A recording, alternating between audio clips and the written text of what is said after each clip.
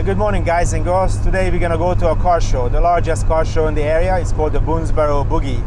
This is next to Winchester, Kentucky, and all kind of people from the local area and then from other states are coming too. So expecting a nice turnout. It was raining yesterday and just a little bit, like overnight, so that keeps the dust down. It's gonna be really nice because it's like a big grassy area. We're sitting in a Bertone, 1987, I think. It's a Bertone X1 per 9, and this is what we're driving to the Boogie. So I'm gonna go out, sit down where the cars are coming in so we can hear their sounds as they're arriving. We got here early enough, there's nobody around. So here's my Mercury from 77, the Marquis, and the little Bertone, the two exact opposites. So I'm gonna sit out up front and then see as the cars coming in, take some videos and listen to some sounds. Well, we assumed our position at the front lines here, but it's raining, so it should be like just a small line of weather, and then once it's passed, hopefully other people will show up. But this is how Kentucky is. There were years when it was actually snowing, and there were years when it was 100 degrees. So today it's raining. Welcome to Kentucky.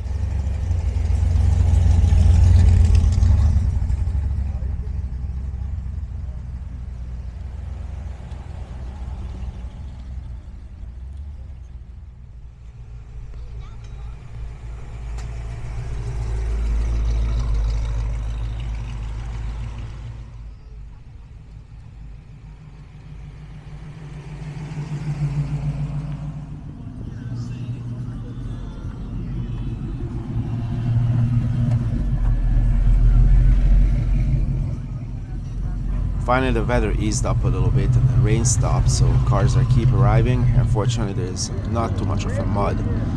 Look at this nice little Ford van. I like the paint on it too.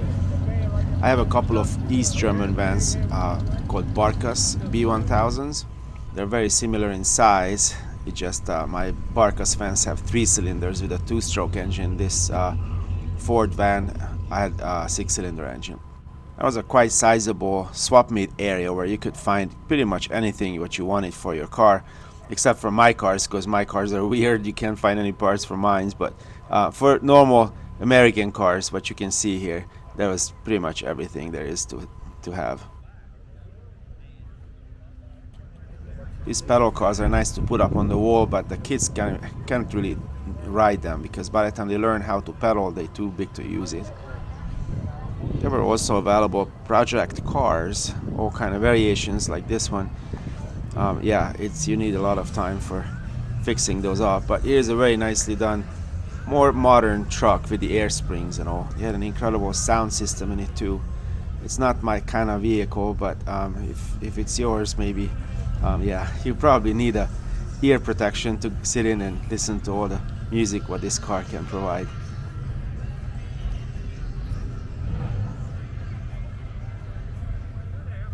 There are some more toy items. I guess I'm supposed to collect cars the way you see here. They probably would be easier to store, or who knows. But at least these cars don't need any kind of insurance and don't need spare parts. They just need some cleaning occasionally. So that would be better. Man, you got more toys than I do. Yeah, you can have them. All you gotta do is have the cash. You can have more.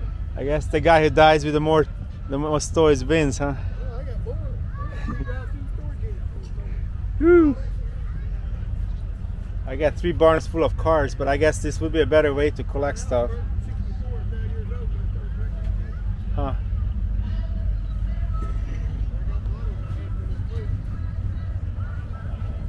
The way it usually happens that people just pack up whatever they have at home and then just empty some drawers and then bring it out here, try to sell it and then buy more junk from other people. So when treasures, more treasures from other people. And then when the morning starts, everybody runs around and see what the other person have, and then they just buy stuff, and then later on the normal people show up and then they buy more stuff. So who knows, maybe the end of the day people will go home with less or more stuff than they came with. If you have projects, sometimes you can just find just the right thing here. So yeah, you never know. There's a very popular small block Chevy engine, and that could fit into any kind of vehicle, what you're gonna see later. And then also you can buy the truck what was it sitting on. So everything is for sale here. This thing is probably not for sale anymore. This is not the car corral or the swap meet area. This looks like a nice old Mack truck. I have a feeling they put it on some sort of different drivetrain. So basically they saved the cab and the back part and they put it on some modern mechanics, like a modern frame with modern brakes and a modern engine. So let's go around and look at the engine side. If you look at what is coming here, beautiful, beautiful car. And you can see the modern turbo diesel engine in it. This might be a Cummins. Well, I can't really see it. You guys probably know it better, but it's pretty cool. And it's got new brakes on it. And yeah, it's just a nice, well done truck. You can actually use it. Well, let's see if we can go backwards with that car. As I learned with my 57 Ford Falcon, it's really hard to have an alignment done on a car like this. If the rear wheels are not exposed, just not going on the alignment machine. I can totally understand why some people are scared to take their car out in this iffy weather. It maybe rains, maybe doesn't. So here's the judging area. So if you want to have your car judged, you can come in and stand in line, and then these good folks will go around and they score your car. I don't know how they score cars because every car is different, like this one over here. It looks like it used to be a Morris Minor from England. It's got some gigantic engine in it, and some parts it's really nicely done, some parts it still has a primer on it. So it's how you're gonna judge this car. I mean, look at this. It's like incredible amount of money, energy, and engineering went into this car to make it happen. And some parts are actually very nicely painted, some is not painted at all. So maybe is it done? Maybe it's not done. I really don't know. But the inside looks super nice and has that gigantic engine, and the intake sticks out from the front. Of course, they're gonna try to open the hood, and well, we already see what's in it, so that's kind of funny. The Morris Minor is a short car, so I guess they extended that hood part, or maybe the whole car, to make it longer, so you can see that extension there, what they put in. And then here's a gigantic ironing board in the back. Most likely it's actually aerodynamically useful. And a huge fuel cell. I guess you can't put any suitcases in the back anymore.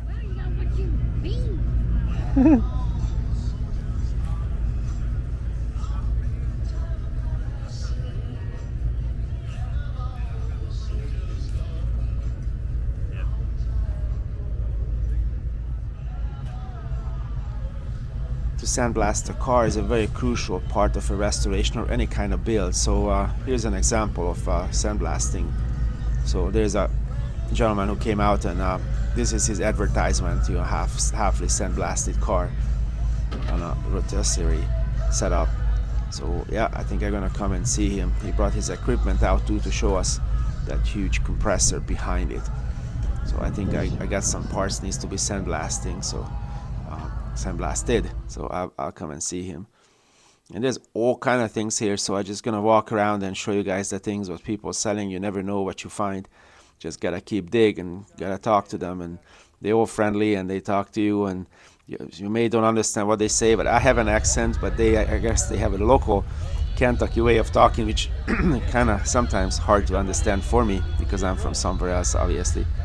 But this is how people are here. I love it. They're very friendly people. Yeah, this is like real hot rod territory. So they buying all kind of stuff, weld it together, and then off they go. Fortunately, there's no safety inspection or any kind of inspection. So you just build a car and then you can drive it, whatever it is. It's freaking awesome. There are some new parts what you can find as well. You don't have to mail order it. You just actually come here, just choose what you need. And there's a Go Job. It's actually not all that fancy, but it looks very usable.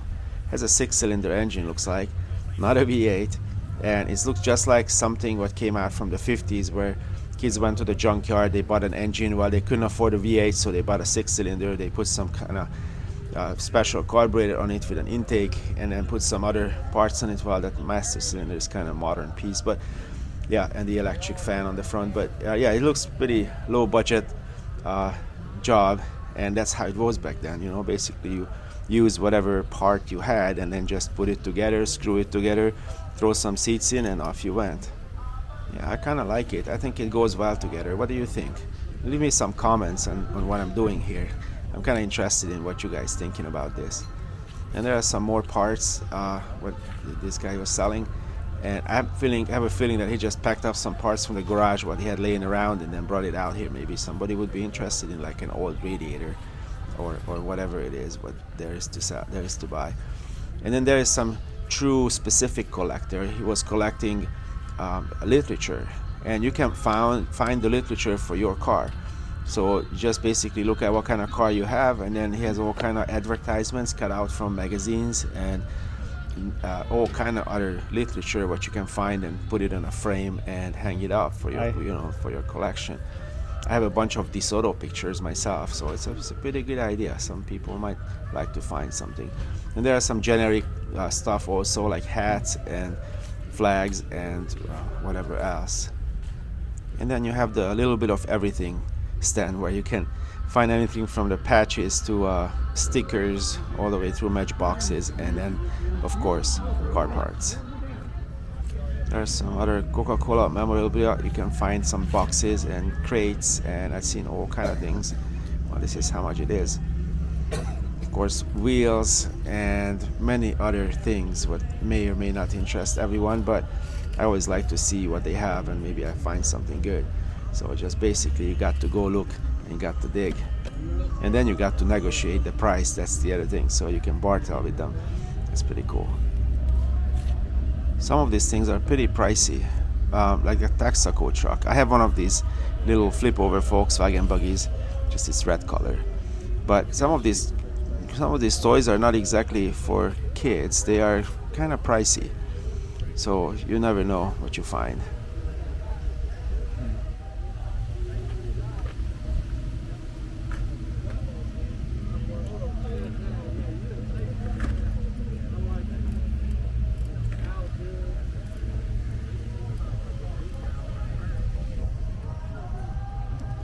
The value system is kind of odd around here, so some parts are actually very affordable, like those lights or the mirrors and stuff, and then there are some things but like very surprisingly expensive. So you never know, and some people don't know what something's worth, and then if you find it, you can basically find the treasure for buttons. So that's pretty cool. I really like that. Just gotta go and dig. You need to really know what you're looking for, and you need to be familiar with the parts what you're looking for, because there are no part numbers here. There's no books. Like here's this a blower, so yeah, do you know if it's gonna fit on your vehicle or not? So how you gonna find out? So you really need to know your parts if you build a car, and then you really need to know what you're actually looking for and what you need.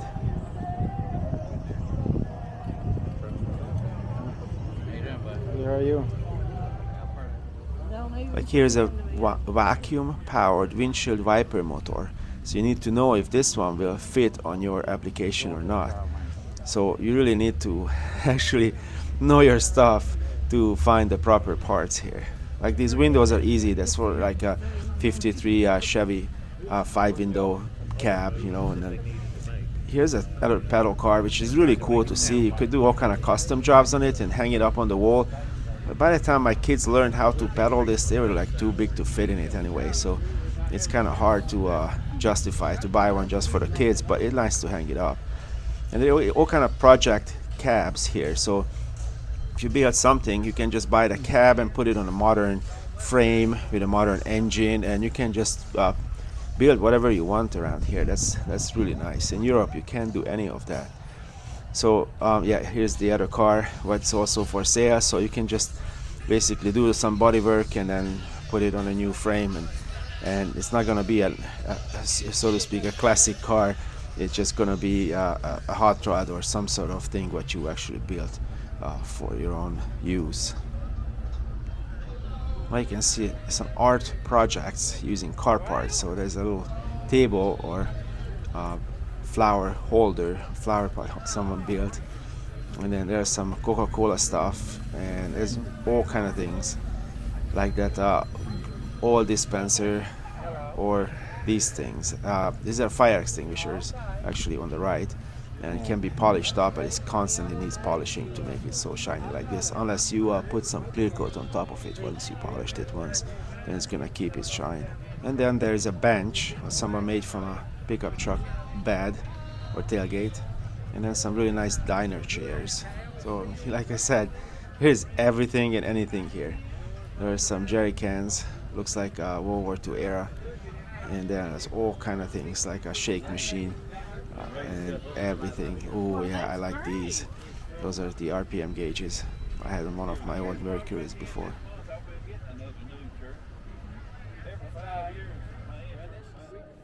And there are a bunch of cooler boxes.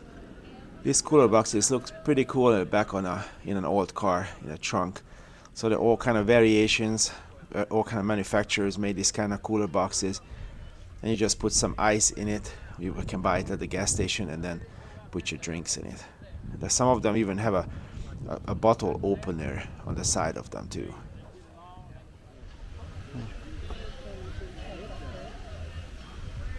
There are some old license plates, and you can dig to find just the year what your car is, and then you can put it on your car and then drive it with that.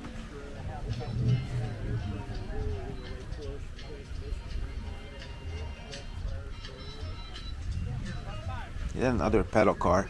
It's a little bit dinged up, but we put some flames on the front with these round shapes. I think flame job would look really nice on it.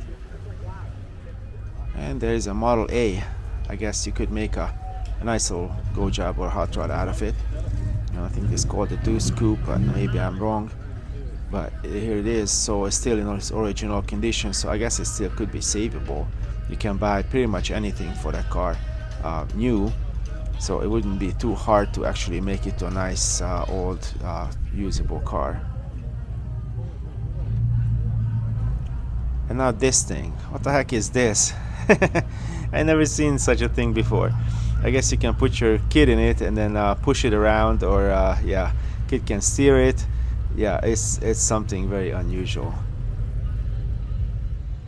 Now we're gonna head over to the other side and look at cars. I guess this car is actually for sale, but it's like a very uncommon car, because most of the Spitfires what came here, they were all convertibles. Now this one is a coupe, so you don't really see that too often. I don't know how usual are they in England, because in England probably nobody really wanted to buy the convertible versions, but in the US shores this is very odd to see.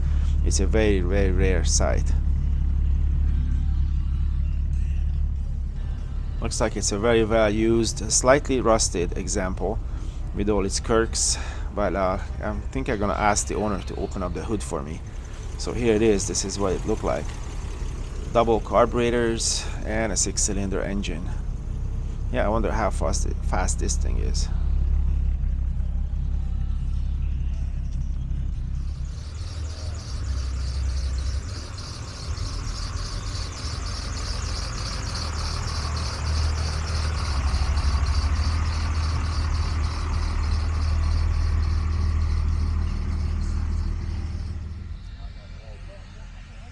It's very interesting to see a straight 6 engine because most of the people are changing their engines to V8s. So when I see an original 6-cylinder engine, just kind of got excited a little bit.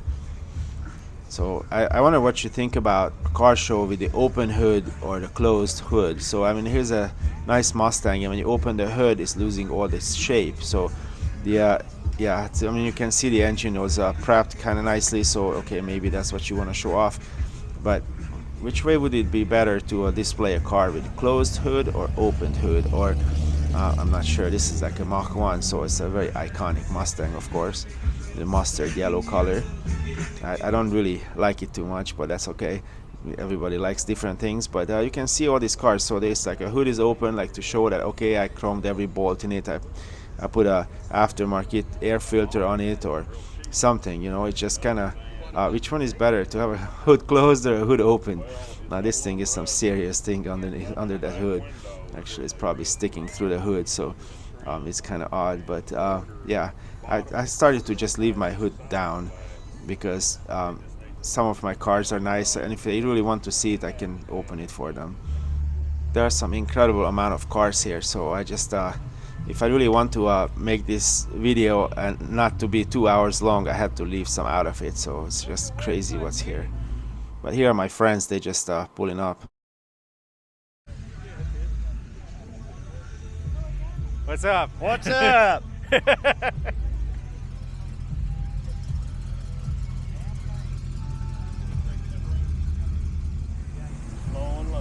Look at those ghost flames on this thing. Incredible.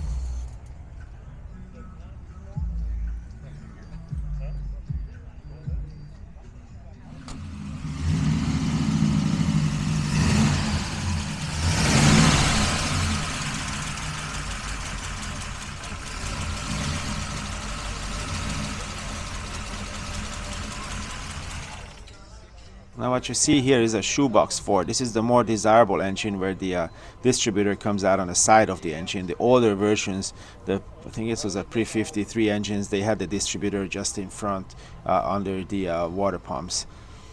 But yeah, it's very odd that it doesn't have 4 doors. Looks like they just welded it in. They just didn't put the 4 doors in there. Now this one is an AMC Matador. This is Ricky's car.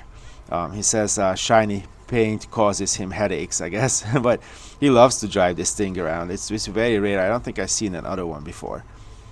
So again, this is an American Motors Corporation product. I often wonder if that machine gun is actually works on the front. So, and then who is he shooting at with that machine gun?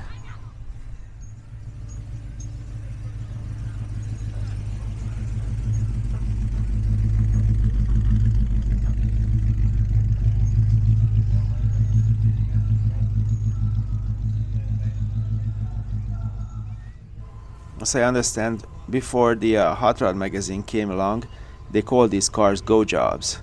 And then the Hot Rod magazine kind of gave a new name for these cars, naming them Hot Rods. It's very interesting to see. It has side curtains and an actual top. It's a very unusual sight, but I guess in the rain it works well.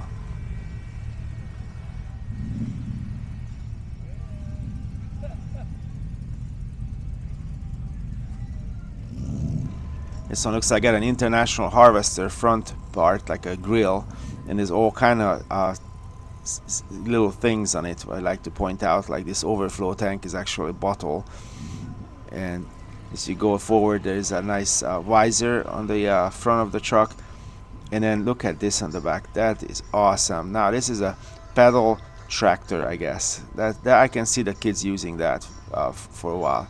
Unlike the pedal cars, I think it's a better choice. Then comes a crew cab, which I'm not totally excited about, but yeah, you can see the cooler box on this thing in the back. Let's look inside. Nice seats, and then a pretty good custom job. I like the instrument panel too. I think that looks great. Little paint job on the side, and yeah, just a real nice hot rod truck.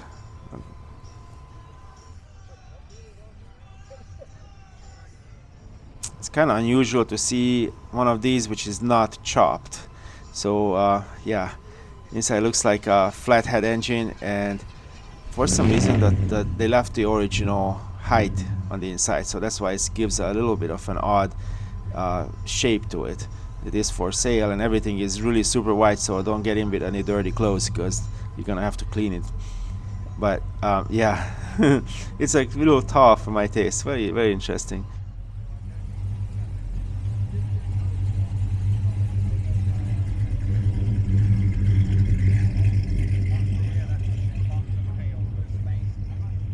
There are so many cars here that I don't even know where to look.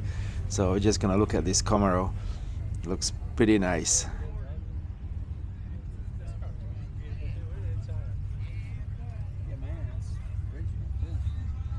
I often wonder how cars survive all these years, and look at those seats.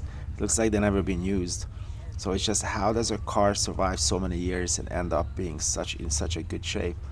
It's hard to believe.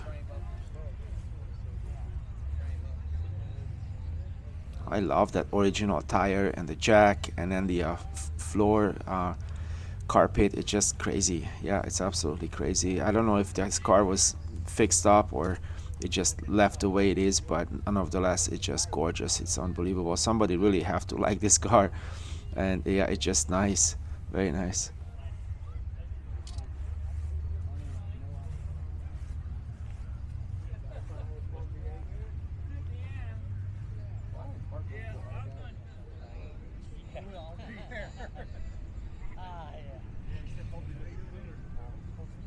Now this next thing is a fantasy tow truck.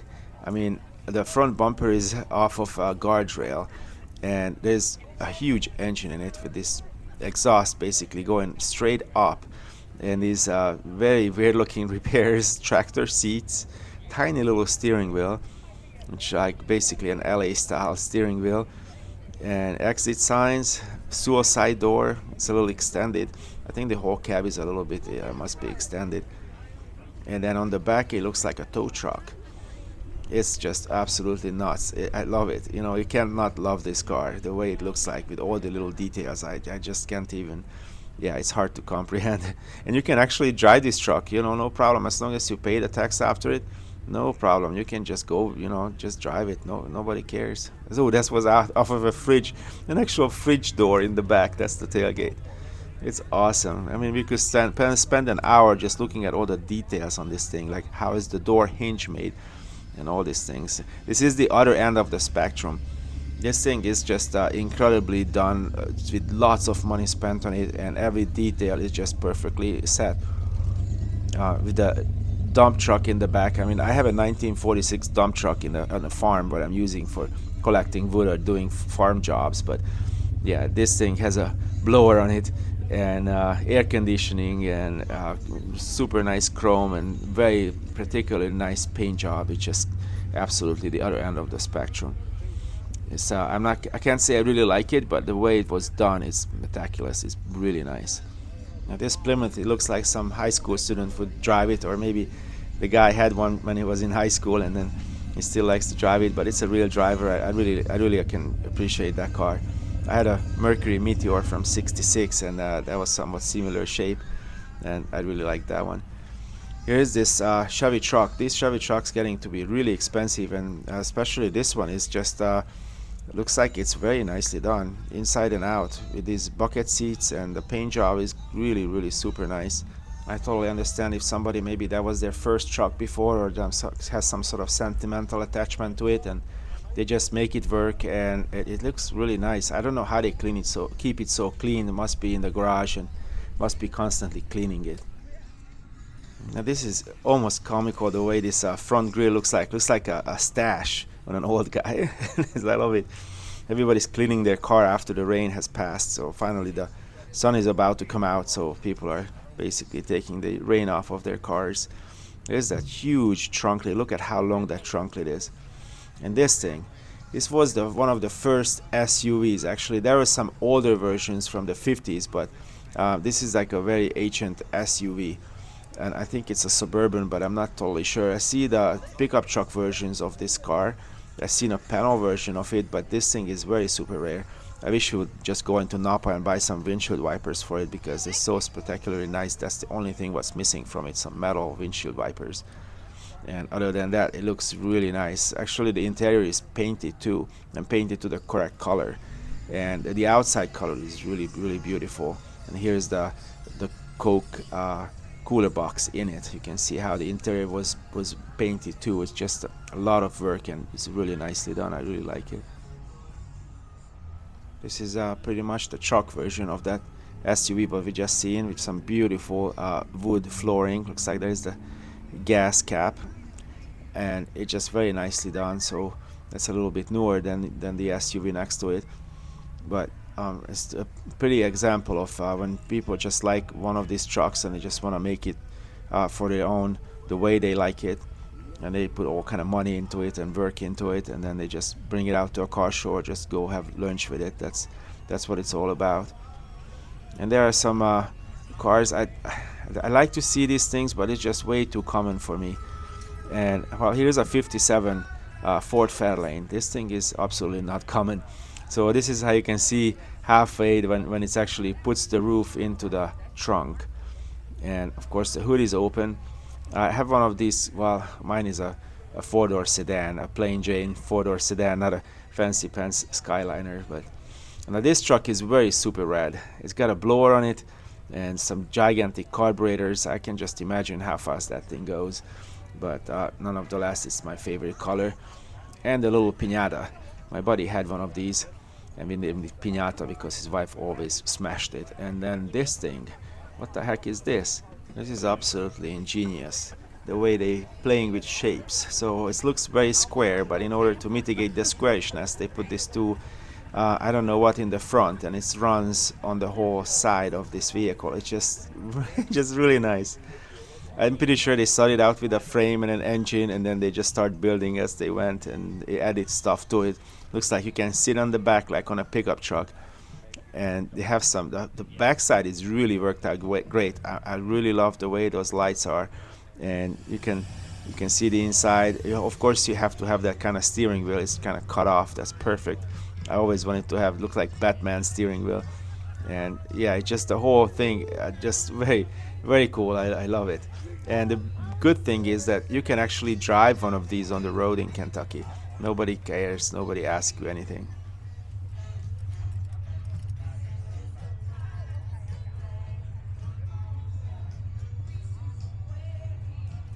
I had one of these Pontiacs in Hungary. The Pontiac what I had was a Pontiac Parisian, so the front beak was actually made out of rubber instead of chrome, and we had some side mufflers on it, and it was great. Nice little tractor. It's a little bit offset so you can see where you're going. And then you got a little Beetle. The Beetle has a story in it, and the story was encrypted in there. I think that lady who drove it, she inherited it from someone, and there's the relics and the story of it. How did it become a working car?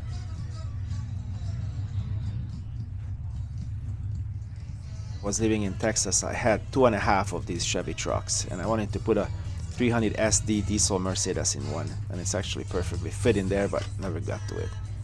I'm totally surprised we don't see any more guys with beers in their hands standing around and telling this guy how to fix his car, because that's usually what happens in car shows when you start repairing or you start doing something. This thing looks very nice. It actually has a rumble seat on the back. It looks like a Model A, and yeah, I would love to have a rumble seat equipped Model A for myself. There is a place where you can put your trunk. This is where the trunk word came from. When you flip it down, you can put that trunk there and carry it, or if you pick up some extra girls or grandkids, you can put them in the rumble seat and everything rumbles around them. That's why hence the name, the rumble seat on the back. You get to climb on it, climb on the fenders, and then end up inside. There were a few new cars like this supercar Toyota Supra. I'm not totally sure why it's here, but I guess it's here. Now this thing, on the other hand, looks like it's a very nicely prepared hot rod. You know, the Toyota Supra, you go to the store and buy something and then you're done with it. But this thing, you actually have to like fix it and get some engineering going into it. You have to choose the color, the parts, to make a top for it, and all these things. It's not as simple as going in and buying a car. Now this thing looks like it's been used quite a bit, and I really appreciate the patina of it. And there's some original paint left of it, and original seats looks like, and you can just basically drive it, you know, and don't have to be all shiny and pretty and everything. Just a good drivable truck, a very honest little drivable truck. I'm sure you guys heard about the category called the sleeper cars. Now this is truly a sleeper car. It's got a huge engine in it with 2 dual carburetors. Like the hood scoop probably can be a little giveaway, but looks like yeah, it's just a nice black car with hubcaps, the Parvati dog dish hubcaps, and floor shifter. And yeah, I think this one will kick ass. We're going down the road, so it pulls up next to you at the red light. You know, you don't really think much of it. Well, it's a regular sedan, and then it just start going and then leave you in the dust. Yeah, that's what you call a sleeper car. On the other hand, this thing looks pretty fast. With all this color and the little paint, red paint in it, it just makes it super fast. This thing is very, very nice. I love it. This is also an iconic Ford Mustang.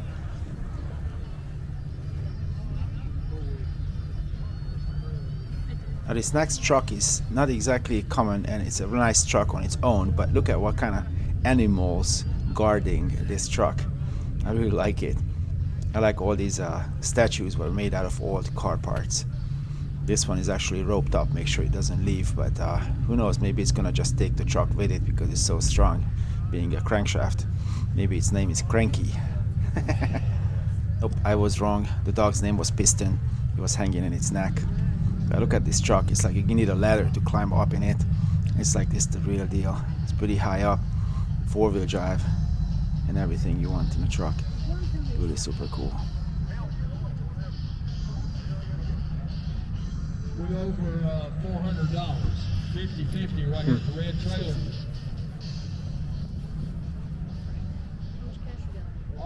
It looks very odd because it's a Ford.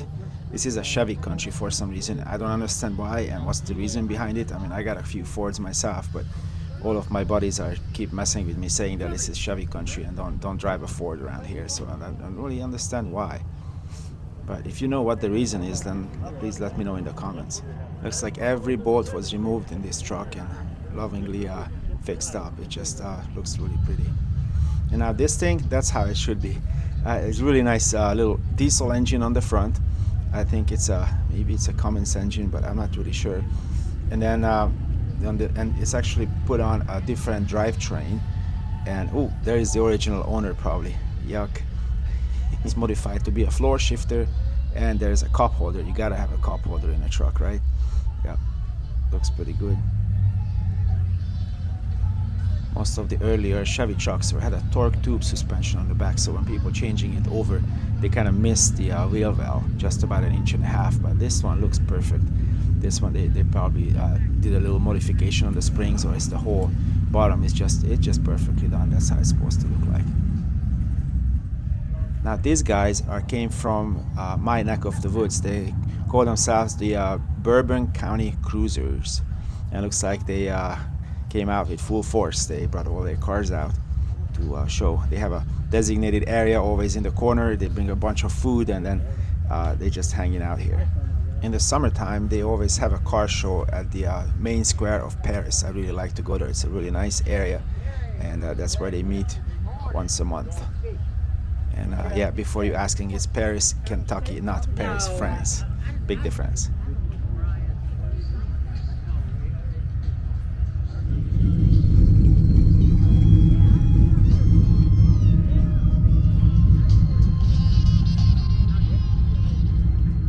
And this next little yellow thing, it's a Volkswagen. It's called the Volkswagen Thing.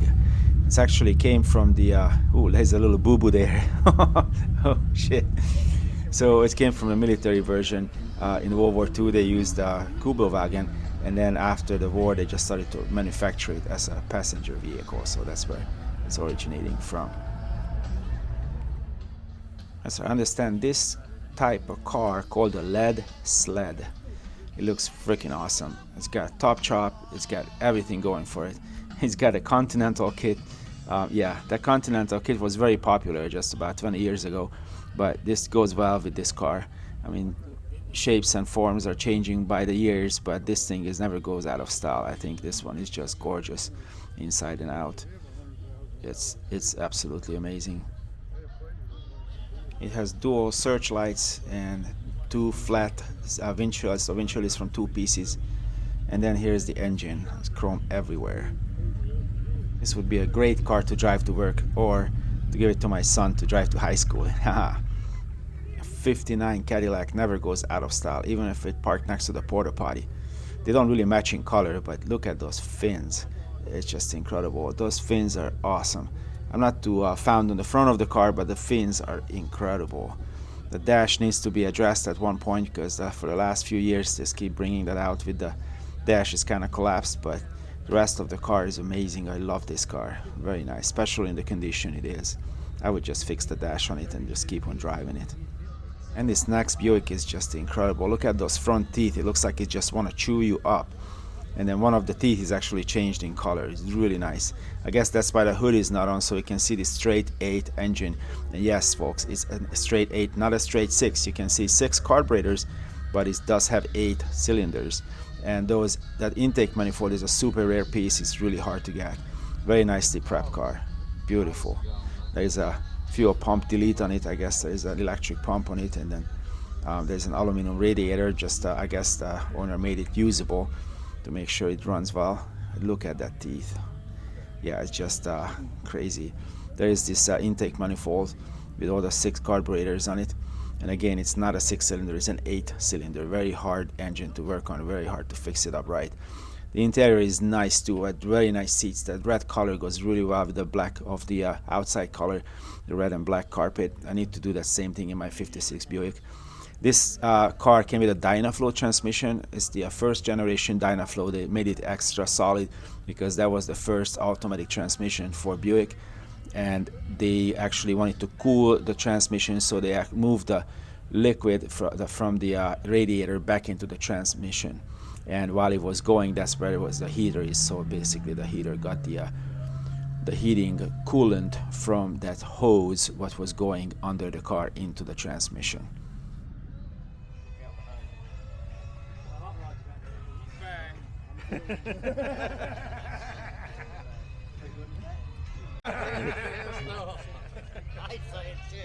I say shit. Did you get a picture of that sign on your car?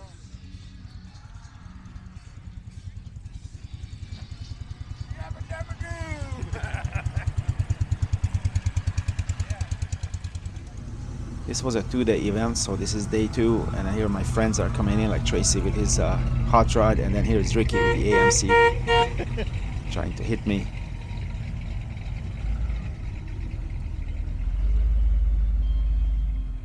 When was the last time you seen a Matador on the street?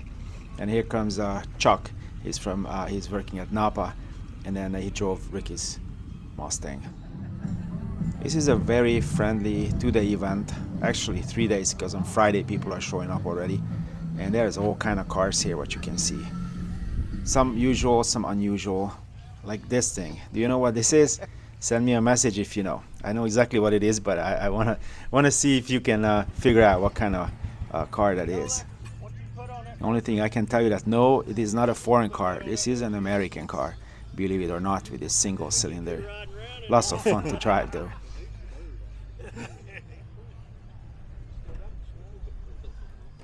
Well, let's see if it starts.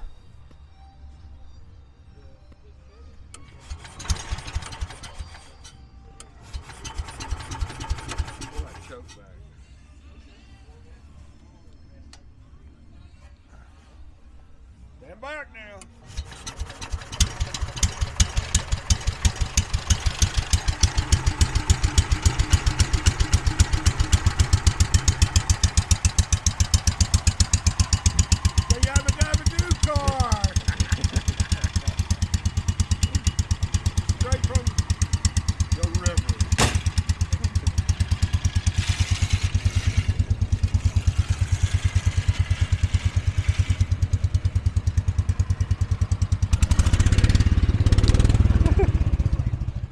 Since there are no handles, door handles, I asked Tracy to open the door for me, and it's like, yeah, he reaches into his pocket and like, yeah, there you go, it's open now.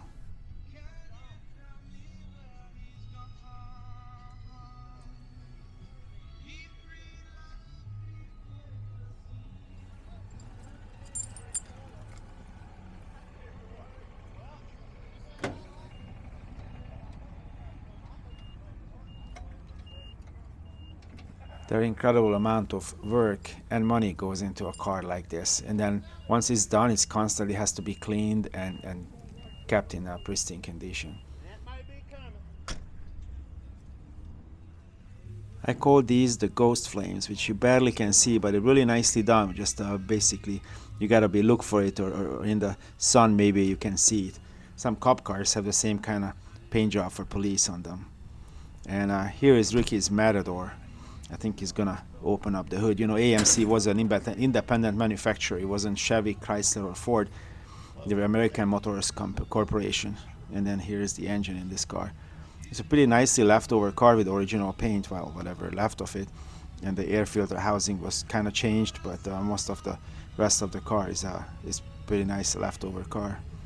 Instead of the word leftover, the survivor would be a better word to use. I'm trying to translate that leftover from the Hungarian language, so it probably doesn't make sense, but looks like this car survived the years, and so I guess we can call it a survivor.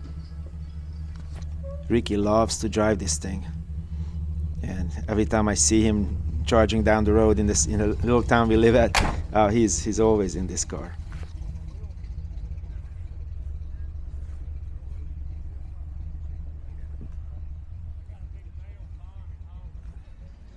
Still, MG had idle problems, constantly were quitting, but at least the lady was driving it.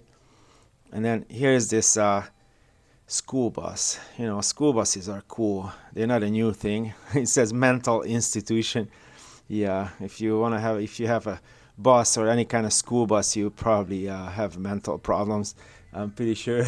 I'm not totally fine either, because I got two Greyhound buses. They're both from the 50s. But this one is a school bus. Looks pretty cool. Now this is the way to come to a car show. You can hide in it, especially if you have an AC in it. Yeah, perfect.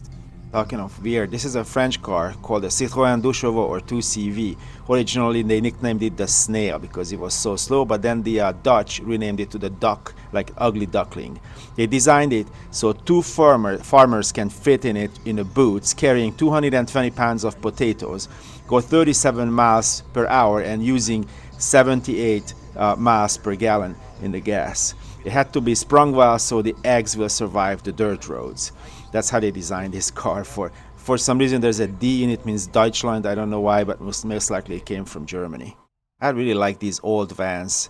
You always can go to a car show, take all kind of things. Like this guy put a motorcycle in it. It's freaking awesome. And then the motorcycle is a real custom job on its own, so it's pretty cool. But this van really finishes it off. There's a 6-cylinder engine under that boot. And in my little Barkas, which was made in East Germany, there's only a 3-cylinder 2-stroke engine. So this is a lot faster vehicle than my little car. And also now I'm eyeing at a Corvair. This was the competition of this one. There's a Corvair van also made, which is somewhat similar size as this one. But looking at this, it's pretty awesome. Looks very much a Californian style, 1960s, yellow windows on it, and then all this graffiti on the side. And very nicely you can put that motorcycle in it, because there's nothing in the back like in a Volkswagen or in a Corvair van. So it's really nice that the engine is up on the front. And it's also a panel on the side, so you can put all kind of drawings on it. Yeah, the whole thing looks like pretty 1960s or early 70s to me. Yeah, I really like this van. What do you think? Send me some messages. Yeah, I guess the whole theme was that red thing. And I think it's a transmission or some sort of hot rod accessory. This car probably is the most expensive car on the whole show field. This is a Plymouth Superbird. It came about because of NASCAR. The Dodge Charger wouldn't cut it, so they actually added fins, and they developed that nose part in the car so it would be more aerodynamical, because it was just keep pushing the air in front of it. It was in the early 70s, so as I understand, the cars were going faster than the current tire technology could allow it. So NASCAR finally just abandoned it, and then they changed the rules on it. But nonetheless, you were able to buy these at the dealerships. And yeah, race on Sunday, at the dealership on Monday. I guess that's how the saying went. It was based on the Plymouth Road Runner. And in 1970, they only made it for 1 year and made about 1,900 of them. So yeah, at that time it was going just about shy of like 180 miles an hour, but I think the race car versions on the track went well over 200. Very nicely polyglass tires, and the whole thing is just totally original. So that's why these cars are very valuable, and they're only valuable if they're original. But this one has the very 1970s paint and everything. The owner was kind enough to open the hood for us so we can see inside. This is how this engine looks. Everything is prepared just so, and it's very nicely done. That's definitely could call this one a restoration, because that's how it's supposed to look. Only thing missing from this gorgeous under hood is an original battery. Unfortunately, that battery is not belong to this car, and it's possible to buy a Mopar battery nowadays. So yeah, even those hose clamps and everything was original. It would be so nice to see a original looking Mopar battery in it.